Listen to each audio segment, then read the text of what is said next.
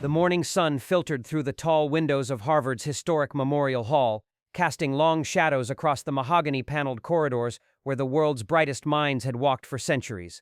Dr. Sarah Chen adjusted her wire-rimmed glasses and smoothed her tailored black blazer as she strode confidently through the hallway, her heels clicking against the polished marble floors with the precision of a metronome. In her hand, she carried a leather portfolio containing what she considered her intellectual ammunition, decades of research that would finally put an end to the primitive notion that faith had any place in serious academic discourse. At 42, Dr. Chen had built her reputation as one of Harvard's most formidable evolutionary biologists. Her corner office was lined with awards, her desk cluttered with peer-reviewed journals bearing her name, and her calendar filled with speaking engagements at conferences where her sharp intellect and unwavering commitment to scientific materialism had made her a celebrity in academic circles. She had spent the better part of her career dismantling religious arguments with the surgical precision of a scientist dissecting a specimen, and today's panel discussion promised to be her most satisfying victory yet. The event, Science and Faith in the 21st Century, had been organized by the university's Divinity School in what Dr. Chen privately considered a misguided attempt at intellectual bridge building. The very premise irritated her.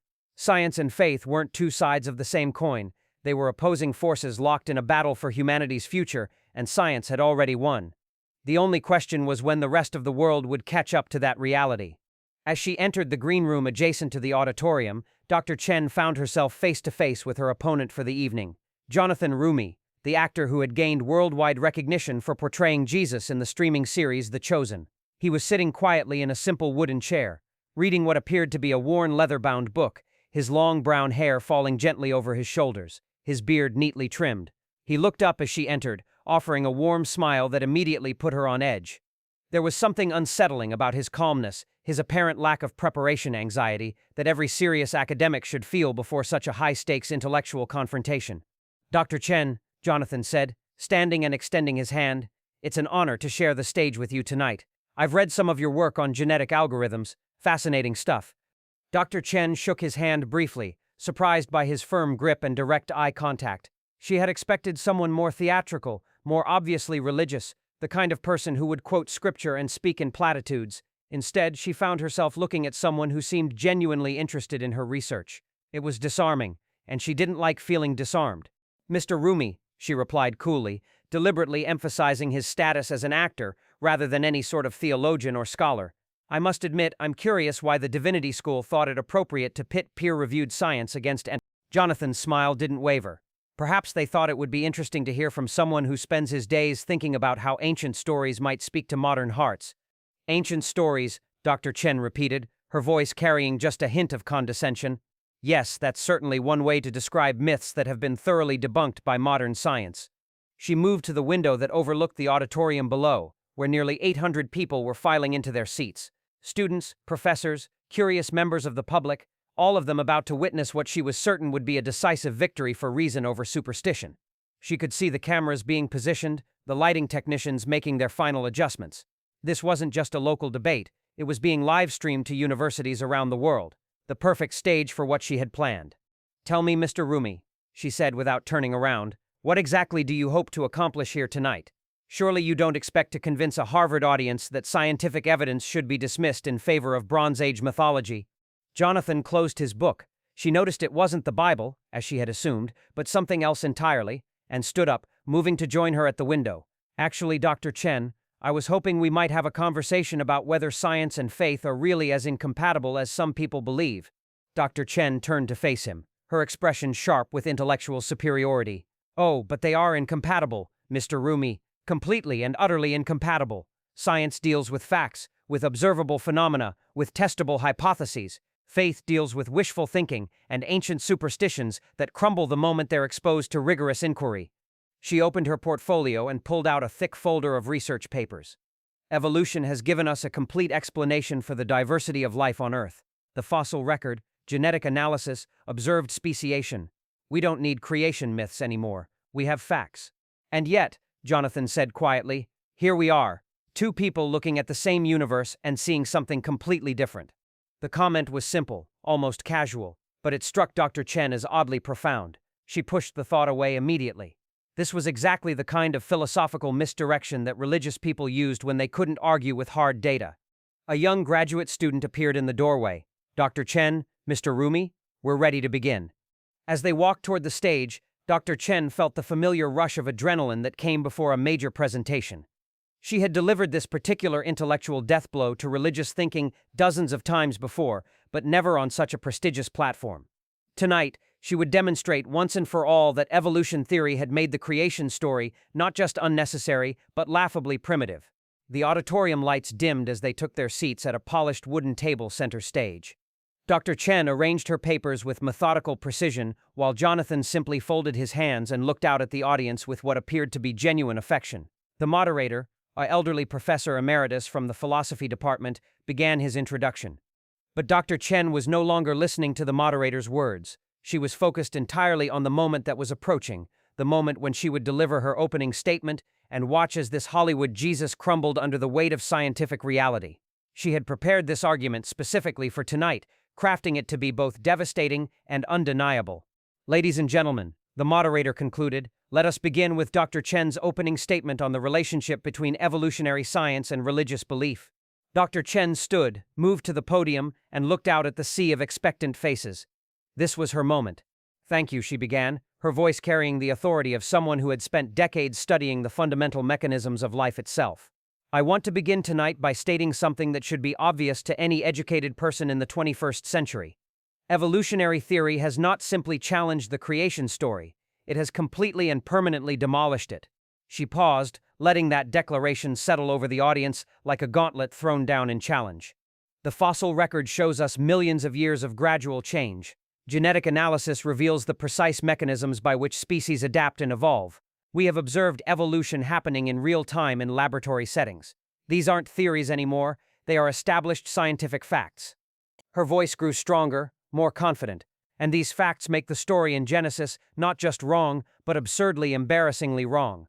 She turned slightly to look at Jonathan, who sat listening with that same infuriating calm expression.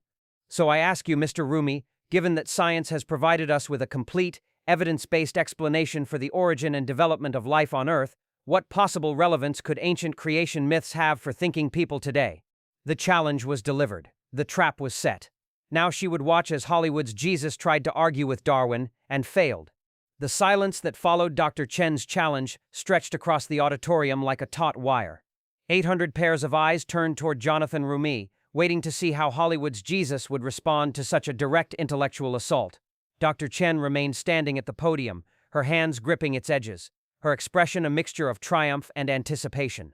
She had delivered her opening blow with surgical precision, and now she watched for the inevitable signs of her opponent's retreat. But Jonathan didn't appear rattled. Instead, he rose slowly from his chair, his movements deliberate and unhurried, as if he had all the time in the world to consider her question. When he spoke, his voice carried across the auditorium without amplification, clear and thoughtful. Dr. Chen, you've presented evolution as if it were a weapon designed to destroy faith, he began, moving away from the table to stand closer to the center of the stage. But what if we've been asking the wrong question all along? What if the real question isn't whether science disproves God, but whether science might actually be revealing something profound about the nature of creation itself? Dr. Chen felt a flicker of irritation. This was exactly the kind of philosophical sleight of hand she had expected. Mr. Roumie, with respect, we're not here to engage in word games. We're here to discuss facts. And the fact is that evolutionary theory provides a complete naturalistic explanation for the complexity of life. No divine intervention required. I agree completely, Jonathan said, and for a moment Dr. Chen was taken aback.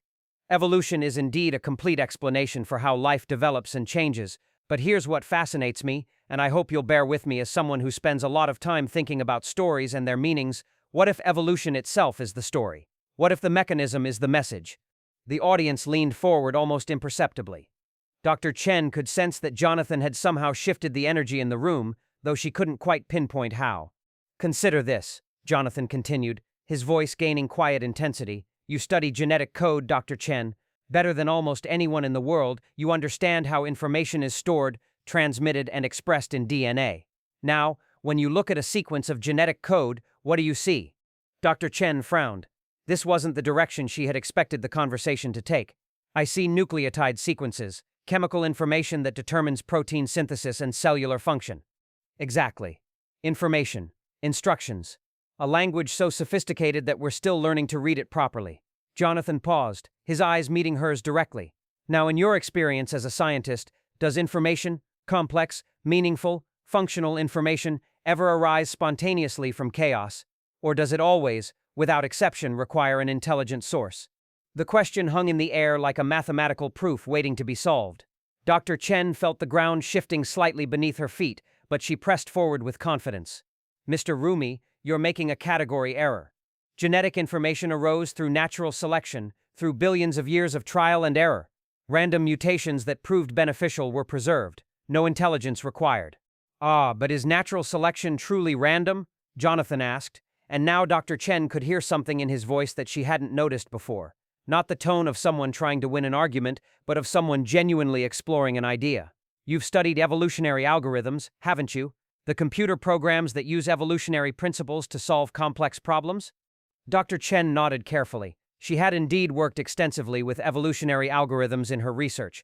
And when you design those algorithms, Jonathan continued, you don't just let them run completely randomly, do you?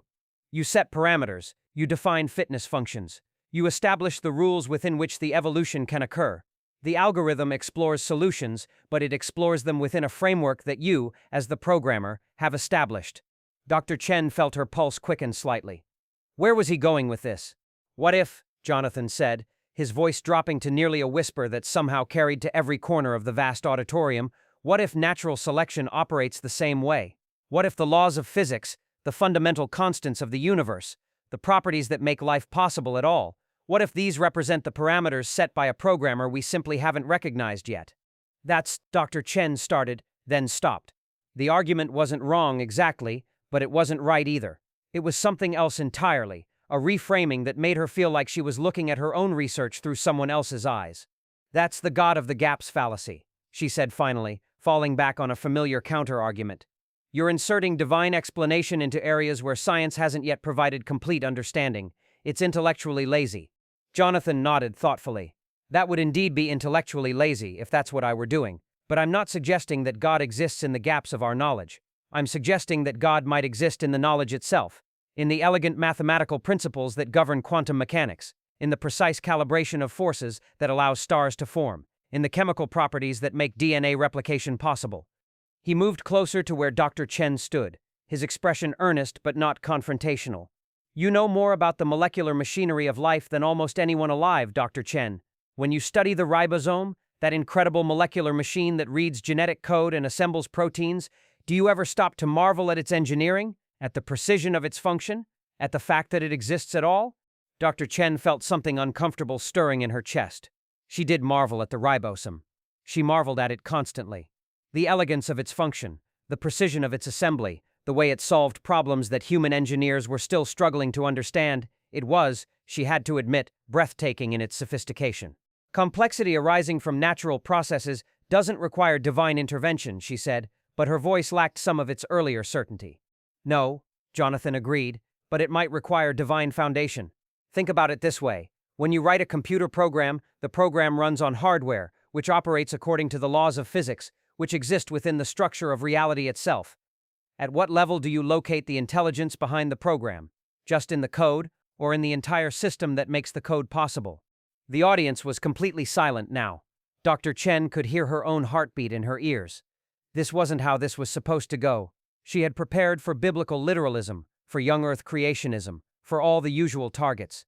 She hadn't prepared for someone who understood her work well enough to use it as the foundation for a philosophical argument that she couldn't immediately dismiss.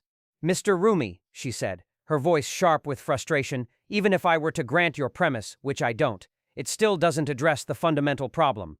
If your God is responsible for the laws that govern evolution, then your God is also responsible for the suffering inherent in that process, the waste, the cruelty, the countless species that went extinct, the billions of creatures that lived brief, painful lives and died without purpose. For the first time since the debate began, something shifted in Jonathan's expression. The philosophical confidence gave way to something softer, more human. You're absolutely right, he said quietly. If God is the foundation of natural law, then God bears responsibility for natural suffering. That's not a comfortable thought for most believers. Dr. Chen sensed an opening and pressed forward. Exactly, and that's why the whole framework falls apart. Either God is good and therefore not responsible for natural suffering, in which case God can't be the foundation of natural law, or God is responsible for natural law and therefore not good. You can't have it both ways. Jonathan was quiet for a long moment, his gaze distant. When he spoke again, his voice carried a weight that hadn't been there before. Dr. Chen, may I ask you a personal question? She hesitated. This felt dangerous, like stepping off familiar academic ground into something more treacherous. I suppose. What first drew you to evolutionary biology? What made you want to understand how life works? The question caught her completely off guard. She found herself remembering the moment, decades ago, when she had first looked through a microscope and seen the intricate machinery of a single cell in motion. The wonder she had felt at the elegant complexity, the sense that she was glimpsing something profound and beautiful. She started, then stopped. Why was this relevant? I was fascinated by the complexity, by the elegance of the mechanisms. The beauty of it, Jonathan said gently. The functional beauty, yes, the way everything works together with such precision. And when you made your first major discovery, when you first understood something about life that no one had understood before, how did that feel? Dr. Chen felt exposed, as if Jonathan were somehow reading her inner thoughts. She remembered the moment he was referring to, her breakthrough work on protein folding mechanisms. The rush of understanding, the sense of having touched something larger than herself. It felt like, she paused, struggling to find words that wouldn't sound foolish in this academic setting. It felt like I was reading a message that had been waiting for someone to discover it. A message, Jonathan repeated softly. From whom? And suddenly, without warning, Dr. Chen found herself thinking about her sister, little Anna, who had been 8 years old when the cancer took her. Anna, who had loved butterflies and asked endless questions about how their wings got their colors. Anna, for whom Dr. Chen had prayed every night, begging God to perform a miracle that never came. The memory hit her like a physical blow, and she realized that her hands were trembling slightly. From no one, she said, her voice harder now. From the blind processes of natural selection that don't care about individual suffering, that grind on regardless of who gets crushed underneath. Jonathan looked at her with something that might have been compassion. Dr. Chen, did you lose someone? Someone who didn't get their miracle? The question was quiet, gentle, but it pierced through 30 years of carefully constructed intellectual defenses like a blade. Dr. Chen felt her breath catch in her throat. This is not relevant to our discussion, she said, but her voice betrayed her. The professional composure was cracking. I think it might be the most relevant thing we could discuss, Jonathan said softly. Because the question isn't really about evolution versus creation, is it? It's about whether the universe cares, whether there's purpose behind the beauty and meaning behind the suffering. Dr. Chen felt something inside her chest beginning to break open, and she knew she had to stop it before it went too far. This was exactly why she had devoted her life to hard science, to measurable reality, to facts that couldn't betray you or break your heart. You're right, she said, her voice rising slightly. You're absolutely right. It is about whether the universe cares. And 30 years of studying the mechanisms of life have taught me that it doesn't. Natural selection is beautiful in its efficiency, but it's also utterly without mercy. Children die of genetic diseases. Parasites eat their hosts alive from the inside. Entire species go extinct through no fault of their own. She paused, her breathing slightly uneven. If there is a God behind this system, then that God is either incompetent or cruel, and I prefer to believe in a universe that's indifferent rather than one that's malicious. The auditorium was completely silent. Dr. Chen realized that she had just revealed more of herself than she had intended, had let her personal pain bleed through into what was supposed to be a purely intellectual discussion. Jonathan looked at her for a long moment, and in his eyes she saw something that surprised her, not pity, not triumph, but a kind of recognition, as if he understood exactly what she was carrying. Dr. Chen, he said finally, what if the question isn't whether God is good or whether the universe cares, but whether love can exist in a universe that includes genuine suffering? Whether meaning can emerge from a process that sometimes breaks our hearts? She stared at him, feeling suddenly exhausted. I don't know what that means. It means, Jonathan said, his voice barely above a whisper, that maybe the code you've spent your life learning to read, the genetic information, the protein mechanisms, the elegant complexity of life itself, maybe it's not just a message about how things work, maybe it's also a message about why they matter. The weight of Jonathan's final question settled over the auditorium like morning mist. Dr. Chen stood frozen at the podium, her carefully constructed armor of scientific certainty suddenly feeling inadequate against the gentle persistence of his inquiry. For 30 years she had built her identity around the idea that meaning was a human construct projected onto an indifferent universe, But now, faced with someone who seemed to find genuine wonder in the same molecular machinery that had become her refuge from pain, she felt something shifting inside her chest. She began, then stopped. The words she had always used to defend her position suddenly felt hollow, inadequate. She looked out at the sea of faces in the auditorium, all waiting for her response, and realized that she didn't have one, not anymore. Jonathan stepped closer, his voice soft but carrying clearly across the silent hall. Dr. Chen, you asked earlier whether God is good or merely indifferent, but what if that's not the right question either? What if the real question is whether goodness can emerge from complexity, whether love can arise from the same processes that sometimes cause suffering? He paused, his gaze meeting hers with steady compassion. You study protein folding, the way amino acid chains spontaneously organize themselves into functional machines. You know that this process is both random and guided, both chance and necessity. Individual molecules collide chaotically, but they follow rules that lead to order, to function, to life itself. Dr. Chen found herself nodding slightly, despite herself. The analogy was scientifically accurate. What if consciousness works the same way? Jonathan continued. What if love, meaning, even our capacity to mourn those we've lost, what if these emerge from complexity the same way hemoglobin emerges from folded proteins? Not because someone programmed them directly, but because the universe is structured in such a way that complexity naturally gives rise to beauty and beauty naturally gives rise to love. The auditorium remained absolutely silent. Dr. Chen felt tears threatening at the corners of her eyes as she thought about Anna, about the 8-year-old girl who had seen beauty in butterfly wings and had taught her to see it too, even in the midst of grief. But the suffering, she whispered. The suffering is real, Jonathan acknowledged, his own voice thick with emotion. It's not explained away or justified, but maybe it's not the end of the story. Maybe suffering is what makes love necessary, what makes meaning urgent, what makes beauty precious. Dr. Chen took a shaky breath. You're saying that the same evolutionary process that took my sister also gave me the capacity to love her? To miss her? To spend my life trying to understand the mechanisms that failed to save her? I'm saying, Jonathan replied gently, that maybe your research isn't just about understanding how life works. Maybe it's about honoring the life that was lost. Maybe every protein you've mapped, every mechanism you've discovered, is a kind of prayer, a way of saying that Anna's questions about butterfly wings mattered, that her curiosity was sacred, that the universe that produced her was worth understanding. The tears came then, quiet and unstoppable. Dr. Chen felt 30 years of carefully suppressed grief washing over her, but also something else, a sense of recognition, as if she were finally seeing her work from the outside.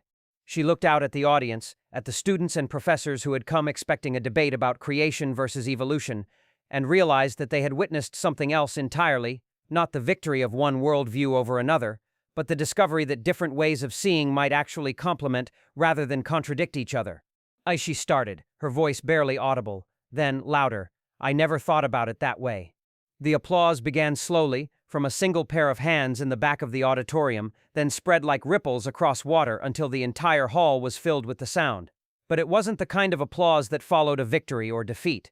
It was something rarer, the sound of people recognizing that they had witnessed not an argument, but a conversation that had revealed something true about the nature of human experience. As the applause died down, Dr. Chen found herself walking toward Jonathan, extending her hand not as a defeated opponent, but as someone who had just discovered that the questions she had been asking her entire career might be deeper and more beautiful than she had ever imagined. Mr. Roumie, she said, her voice steady despite the tears still glistening in her eyes, I think we should continue this conversation. I have a feeling I might have been asking the wrong questions all along. Jonathan smiled, taking her hand in both of his. Dr. Chen, I think the questions you've been asking are exactly the right ones. You've just been brave enough tonight to let them lead you somewhere new.